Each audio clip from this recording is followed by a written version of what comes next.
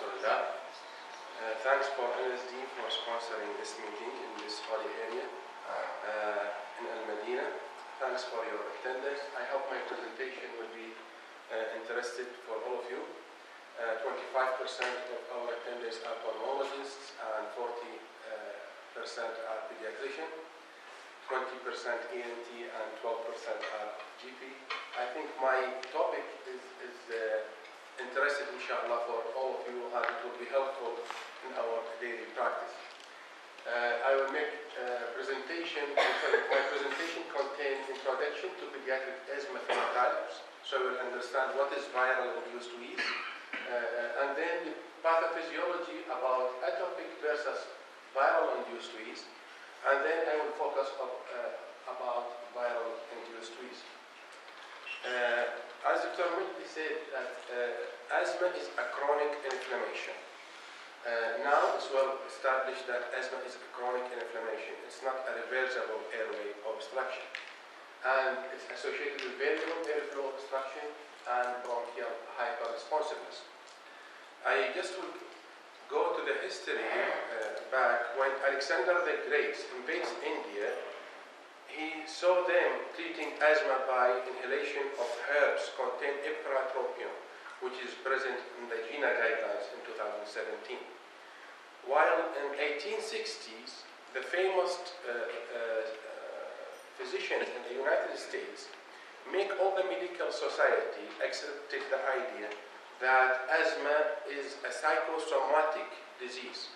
And this idea continued until 1968, when they discovered that asthma is an allergic inflammation rather than a psychosomatic disorder. But now they have a more focus on the asthma, and asthma started to be clustered into groups. As I say, it's an phenotypes. Phenotype is defined, and when we say phenotype, it means there is a cluster of characteristics that defines the disease and its entities. Initially, asthma was considered as an allergic eosinophilic and T helper 2 lymphocyte-mediated disease that was responsive to corticosteroids.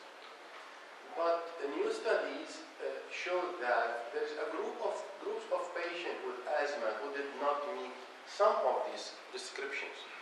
For that reasons, now they are putting a category or phenotypes according to age groups, according to severity, according to the response of treatment, according to the triggers, and other classification as we will see. So the first phenotypes I'm talking about is according to the age group. The wheezing in children divided into three main groups: the transient early wheezers. This is the one we call mainly the viral-induced wheezers. The transient early wheezers started in the first year of life and then started to resolve usually by the age of 6 years. The main triggers of those patients are the viral infections. The other group is the non-atopic persistent wheezers. They start to wheeze usually after the second or third year of life, and then after the 6 years also gradually starting to decrease, and most of them by 13 years of age they have resolving of their symptoms. Some of them continue to wheeze. They don't have high IgE or eosinophilia infiltration in the mucous membrane. And the third one, which is the asthma. This is the true atopic asthma, because when we talk about this, maybe the IgE-mediated wheeze, they start to wheeze usually gradually after the first year of life, and then peak at the age of 11 or to 13 years of age. So now we classify asthma according to the age group. The second phenotype is according to the triggers. Triggers, we have allergen-induced, those who are having only symptoms when they are exposed to allergy. The second group, they have only a wheeze and cough or symptoms when they are doing exercise. And the new phenotypes, which was before considered as a comorbidity of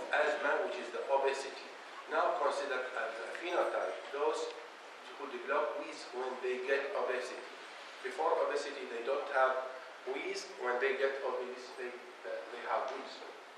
And the multi-triggers, when they have asthma because of multi-triggers, and the unresolved asthma, which is classified as asthma due to not yet identified allergen or asthma because of exposure to irritants like smoke. And our guest today is the viral disease, which I'm going to talk about it in more detail. And since 2011, the first published study in Journal of Allergy and Clinical Immunology about the poor response of the obese asthmatic to inhaled corticosteroid. But later, asthmatic obese are classified into early onset obese asthmatic, more in male, and more atopy and more high risk, more high hyper IgE and eosinophilia, and the late onset more in females and more less incidence of atopy. Both of them having poorly controlled asthma, severe asthma, poor response to the inhaled corticosteroids, and weight reduction should be one of the modalities of the treatment. And the new, very up-to-date, new phenotype discovered, the obese girl with early menarche. This is a new phenotype published in 2016. This is the worst type of obese children. You know, when we treat asthma, always we are thinking about severe asthma. Those patients are dealt differently.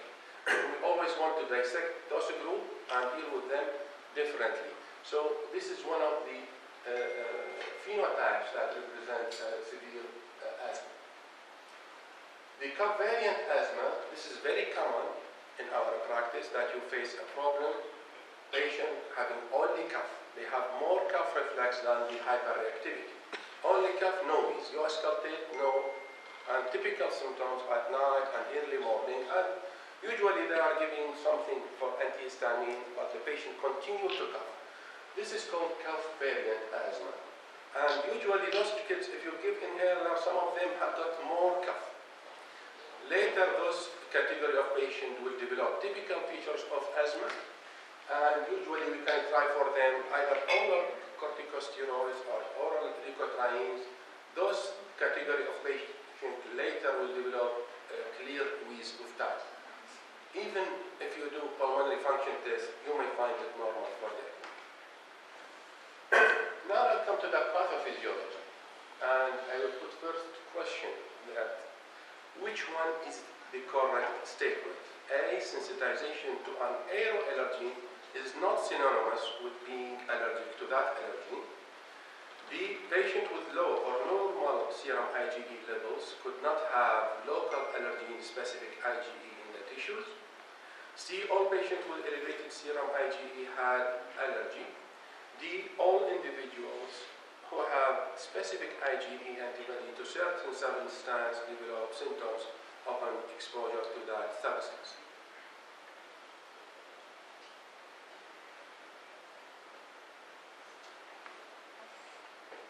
So all agree that sensitization to an aeroallergen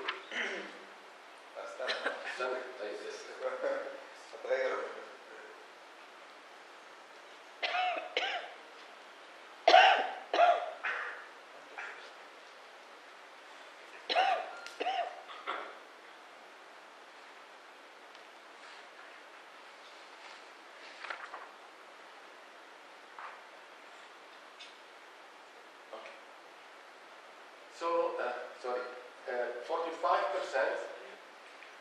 agree about A. Let's say the decision is in between mainly the A and D. The D is all individuals who had specific IgE to certain substance develop symptoms of an exposure. Okay.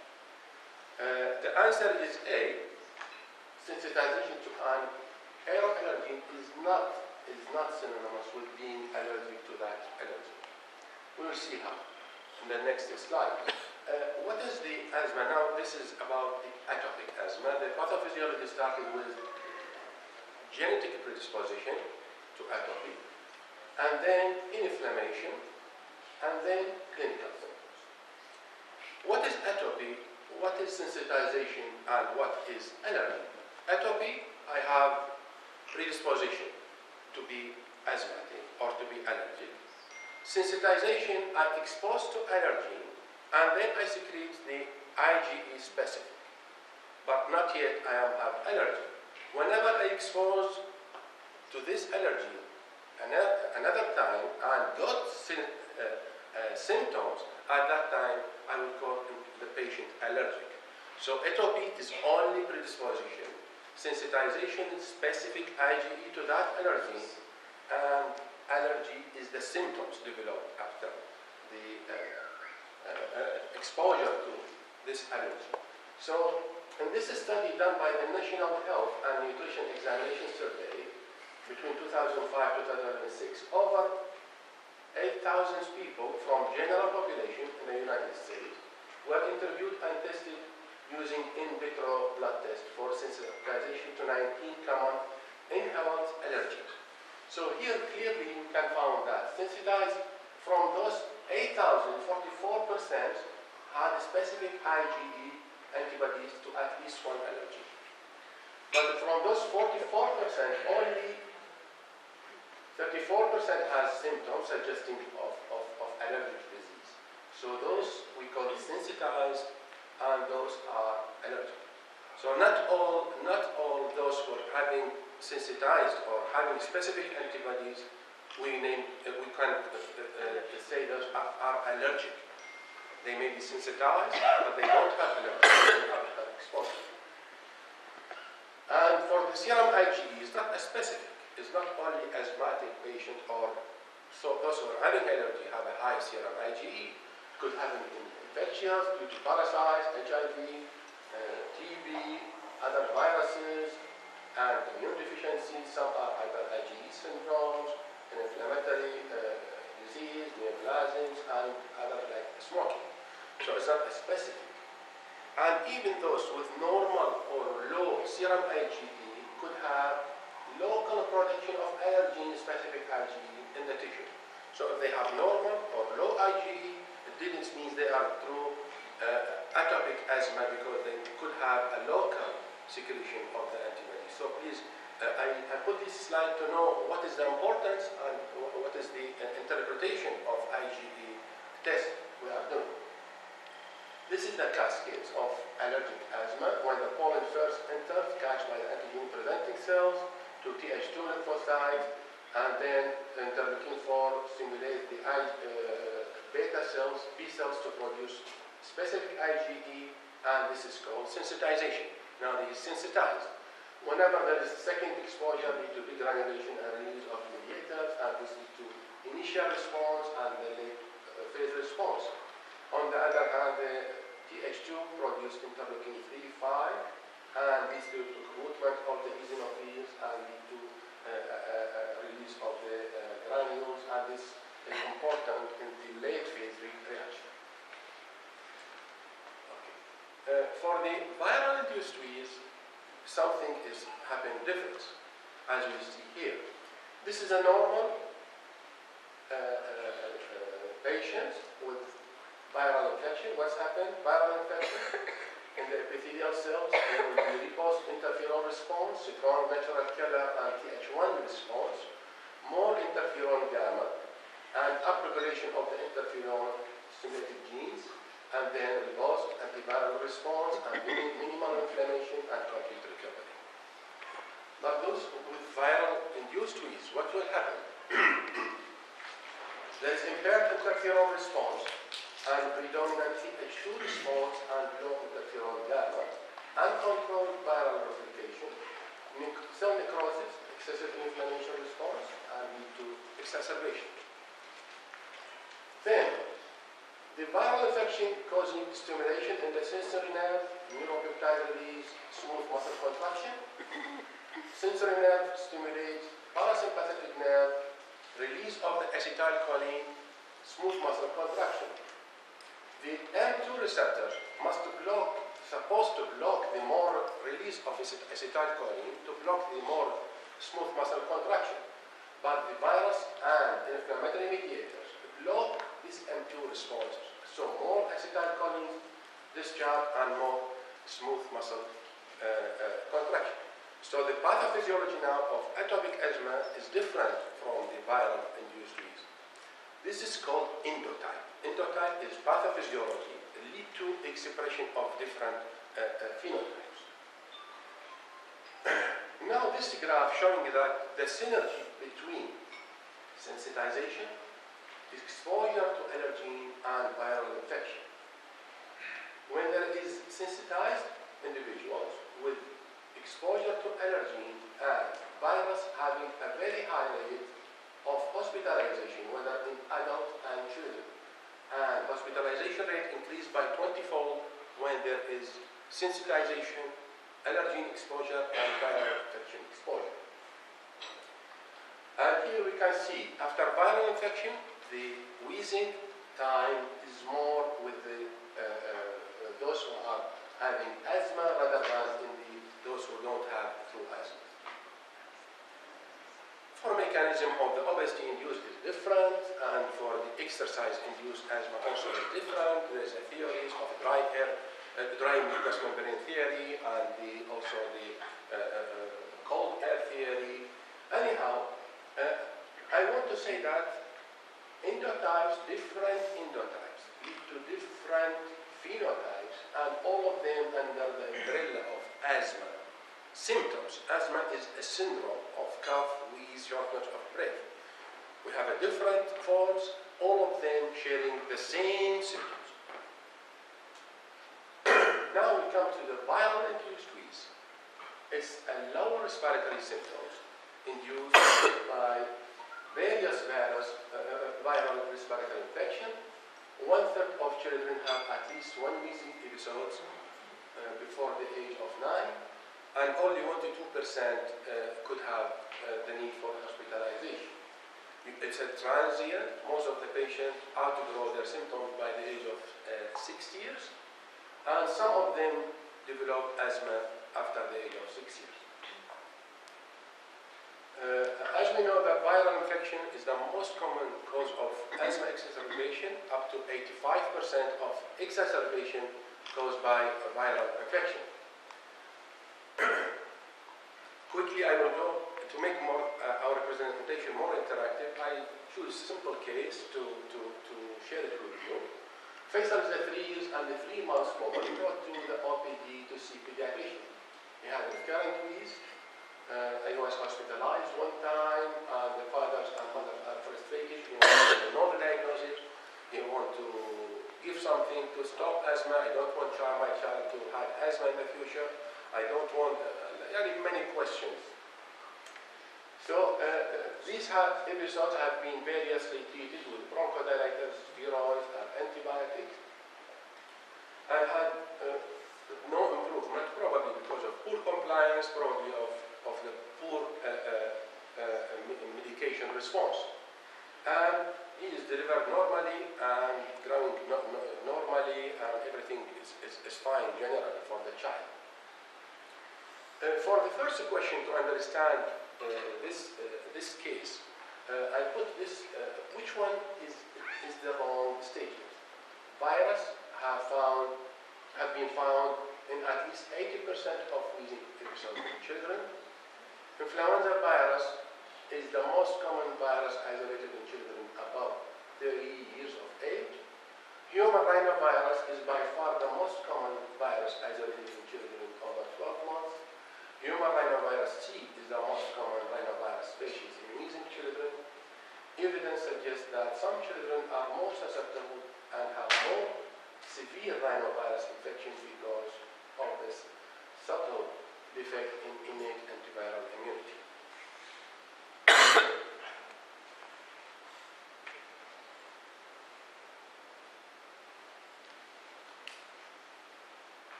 most good would be, which is actually the true answer.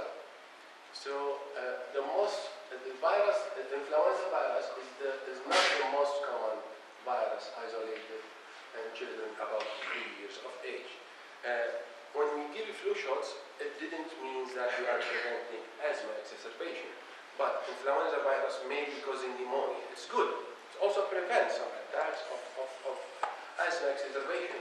But mainly it's causing pneumonia. It's a common cause of pneumonia in children. So it's good to give a flu shot, but it's not the most common virus. Rhinovirus is by far the most common cause of asthma exacerbation. Question number 2, which one is the wrong statement? So the answer is B. Question number 3, which of the following viruses are most commonly associated with viral induced wheeze in early childhood? A, parainfluenza and RSV, B, RSV and rhinovirus, C, parainfluenza and human rhinovirus, D, metapneumovirus and parainfluenza.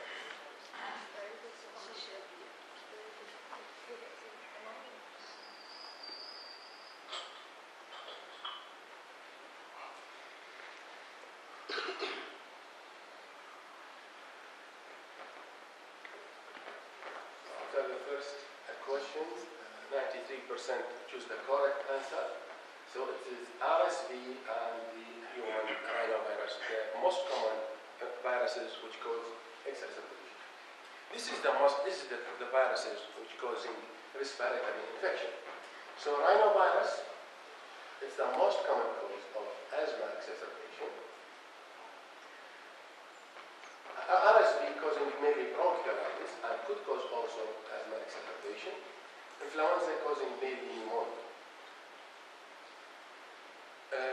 Human rhinovirus is a predominant cause of common cold and also causing lower respiratory symptoms.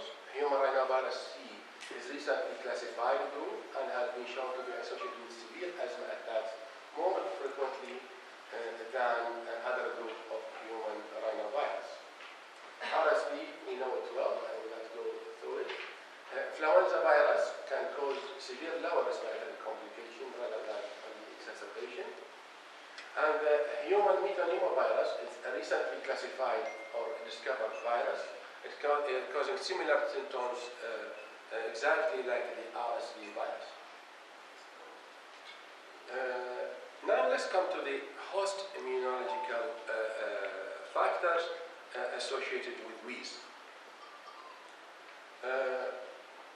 It was shown that the interferon gamma production in the cord blood and peripheral blood monocytes in the first year of life was a risk factor for wheezing in childhood.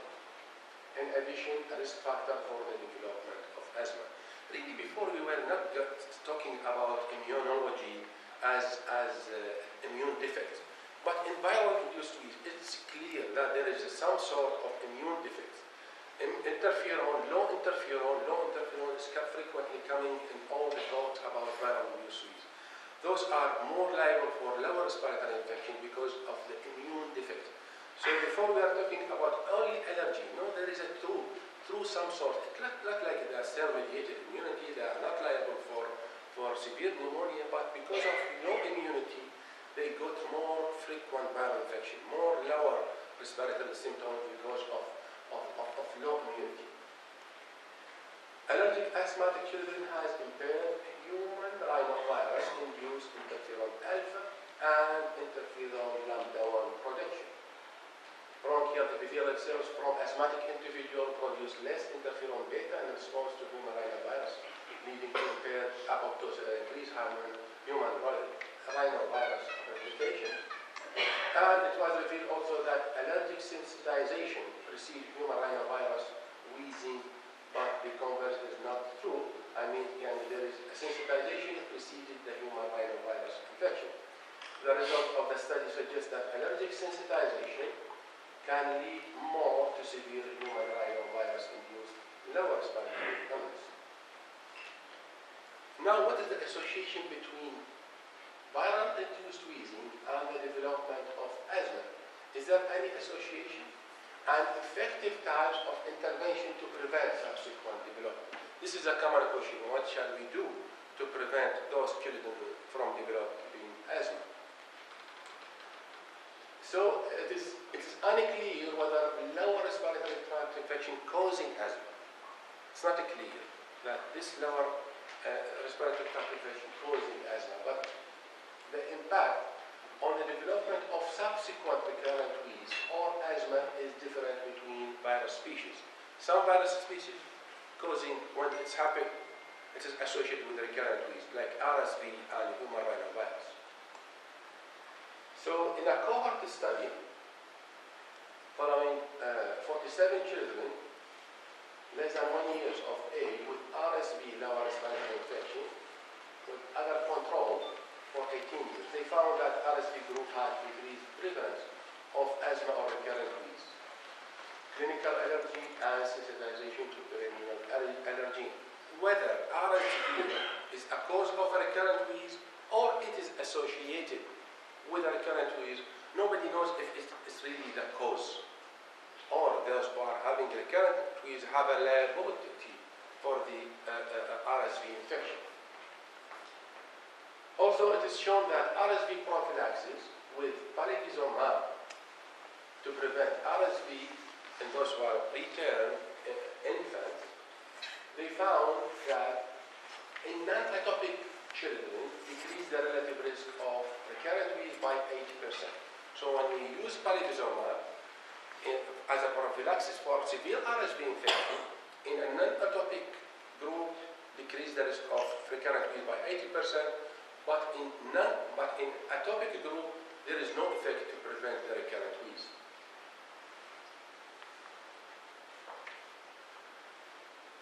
In the childhood origin of asthma cohort, human rhinovirus in the nasal labii sample were evaluated by PCR. They found by the age of 3, wheezing in those human rhinovirus positive samples was more strongly associated with asthma at the age of 6 years than aeroallergen sensitization. This is also very interesting because they found that if at the age of 3 years, if he got rhinovirus infection and the other group having single aeroallergen sensitization, those who got human rhinovirus infection are more liable for wheeze than those who are having single aeroallergen sensitization.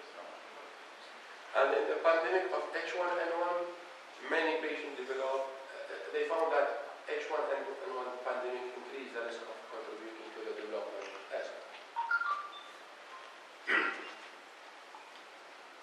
This study showing that the evidence of a causal role of winter virus infection during infancy in early childhood. After this study, they recommend to the mothers to plan their development. So they found that if the child reached the age of 4 months at the peak of the winter viruses, they have a more liability to develop recurrent wheeze. Question number 4, which one is the wrong statement? In the first year of life, bronchiolitis due to RSV is the commonest lower respiratory illness. B, the disease is usually mild with only 2 to 3% mean hospitalization. C, RSV infection in early childhood are associated with an increased risk of wheezing. This association subsides with age and becomes insignificant by 13 years of age. The risk of wheezing in rhinovirus infection is not significant after 8 years of age. E, infants who require hospitalization for viral bronchiolitis up to 43% develop asthma by 13 years of age.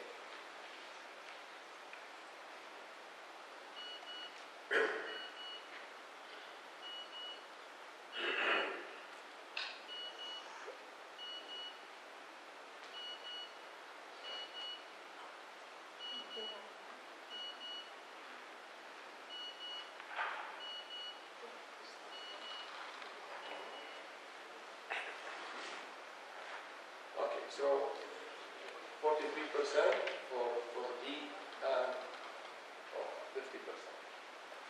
50% goes for D, so the answer is D. Risk of wheezing in rhinovirus infection is not significant 8 years of age. Now we come to the assessment of the patient. History is very important for all patients. We should go through through it quickly, and is there a history of neonatal problem? We should rule out other problem, which is, failure to thrive, chronic wheeze, type of the cough, is it protective or not? Is there association of bronchiolitis in the early infancy, and smoking at home, pets at home? All this you should note quickly through the history. And when we go to the physical examination, start with the concentration of the skin and the upper airways. Always look to the skin for the signs of atopic dermatitis, and to the face for the signs of allergic rhinitis, like allergic child. This is called Morgan-Denny lines, swelling of the lower eyelids, fissures in the lower third of the nose, frequent rubbing, facial grimacing, swelling tail, lower turbinate. And then examination of the chest, wheeze, AP diameter, auscultation, polyphonic wheeze, caustic crackles. Rule out the comorbidities like allergic rhinitis, chronic rhinosinusitis, adenoid hypertrophy, and also obesity. It was considered as comorbidities, but as we saw, it is now classified as phenotypes. We'll go through because time is okay. Now, does yearly start of the steroid? This is a question all the time. Does the starting of the steroids stop the development of asthma or not? Now it becomes clear that the inhaled corticosteroid will not stop the development of asthma. And in 2006, 3 studies were published on the use of inhaled corticosteroid in young children at risk of the development of asthma with 1 or more episodes of wheeze. Although it's controlling the episode, but did not prevent the development of asthma. So in our case, our patient, the mother was asking, is this starting of the steroid stop asthma? The message must be passed very clearly to the mother that we cannot stop.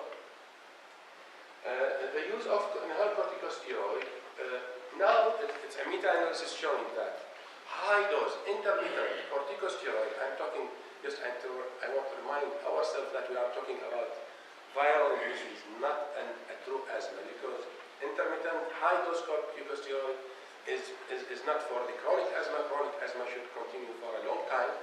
But the recent meta-analysis showing that the intermittent the high dose inhaled corticosteroid is comparable to the continuous corticosteroid. So we can use it for the 7 to 10 days. On this day of the start of the upper respiratory infection, it can decrease the risk of the exacerbation. Those who are having a good chance of the response to the daily inhaled corticosteroid, those who are older children, presence of multi-trigger, presence of positive specific IgE to dust mite, cat or dog allergies, and the positive family history of echo. Please always remind ourselves about what is low dose, medium dose, and high dose. Low and high dose usually are minimal or no adrenal suppression, minimal side effect on the linear growth, and high dose usually having side effect on linear growth and adrenal suppression, especially those who are less than 3 years of age and less than 15 kilograms of weight. The only approved inhaled corticosteroid below 4 years available, I don't know if another hospital available, is the inhaled budesonide, the nebulized. The fluticasone we are using as flexitide is not approved, and the trial in China started in January for the safety below 4 years. The fluticasone, what's called hydrofluoroquine, is not available. I don't know if available in other hospitals. Is approved below the age of 4 years. When you start the inhaled corticosteroid after 4 to 8 weeks, check for the response, and then if respond well, reduce the dose, and then gradual withdrawal. If symptoms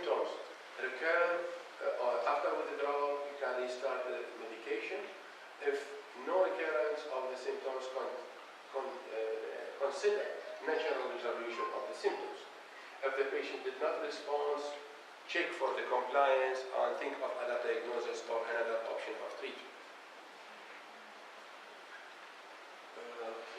This is study done for the control of the viral-induced wheeze in the school-age children. It shows that although their pulmonary function tests are improved and the general condition looks better, but it do nothing for the episodes of the exacerbation. So also we can tell the mother, I can give you this medication, but I can't guarantee that the episodes will be decreased. This is a previous study, the prevention of viral-induced wheeze, the prevention of viral-induced asthma on the 12 months use for the montelukast versus placebo in the children aged 2 to 5 years of age. The montelukast decreased the time for the first exacerbation. In the placebo group, the first time for the exacerbation was 206 days, but in the montelukast group was 147 days. So it decreased the time of the exacerbation by 52%. We can see that clearly that the percentage, the number of the exacerbation is less with the montelukast group.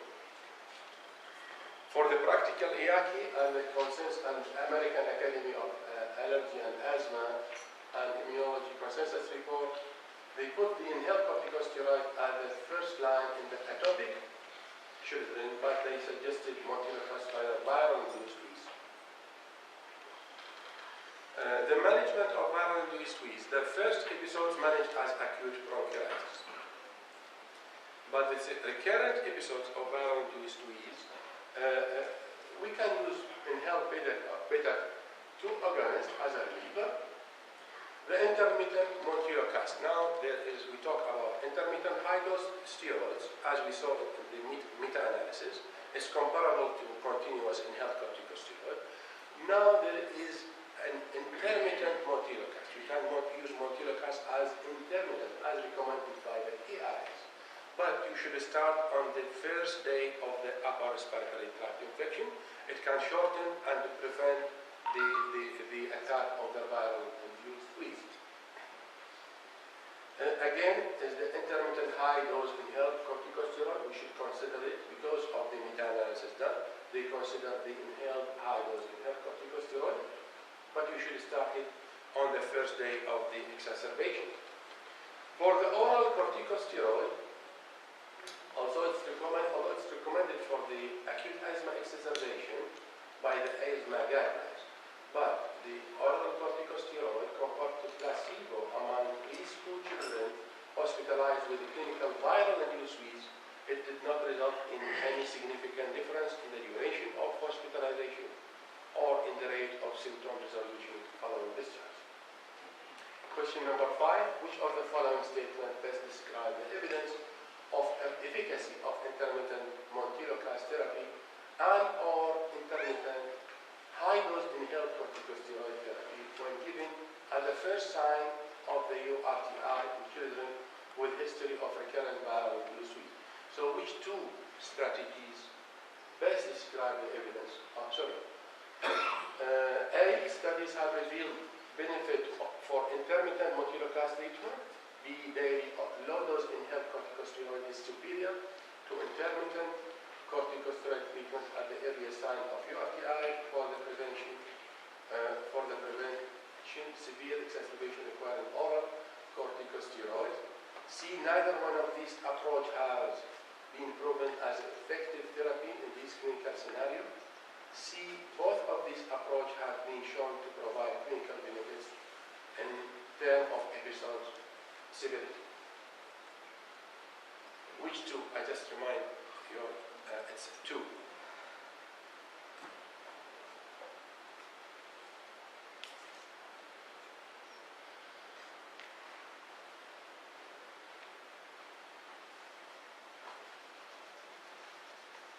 Okay, so mostly they go with the answer D. The truth is A and D. Studies have revealed benefit of intermittent montelukast. As we said, we can can start with the I will go through quickly. And both of these approaches are shown to be wrong. I will jump on this question, sorry, because I want to end with the take-home message. So parents are waiting for our opinion. What shall we tell them? No treatment known to cure asthma or prevent the development of viral-induced wheeze to asthma. Current treatment can control symptoms and modify the chance of attack only. Bronchodilator should be used to the child when the child is wheezy, avoidance of exposure to smoke, and the son has a high probability of asthma. This is the case of Faisal, the one we presented. We will consider starting control of the medication and monitor the response. Your child still has the possibility of grow his symptoms. This is a new, I was planning to talk about it, but there is no time. So prognosis of this boy depends on that, the previous table. Sorry, I must jump on this table slide. Take home message, the majority of children will have to grow their symptoms between the age of 3 to 8. Early evidence will translate into long-term asthma in case of early rhinovirus and sensitization to air allergy.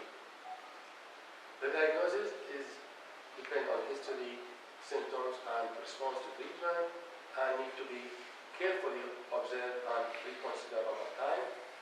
Treatment has to be tailored to individualized. In each patient, he should have his own treatment, not all patients level as asthma and given treatment. Parental acceptance that not all asthma therapies will prove effective in reducing exacerbation can be hard to achieve, and therapy limitation. Because if you tell them we cannot guarantee the response, some of the parents will refuse their treatment. So at the present, there is no treatment known to cure or prevent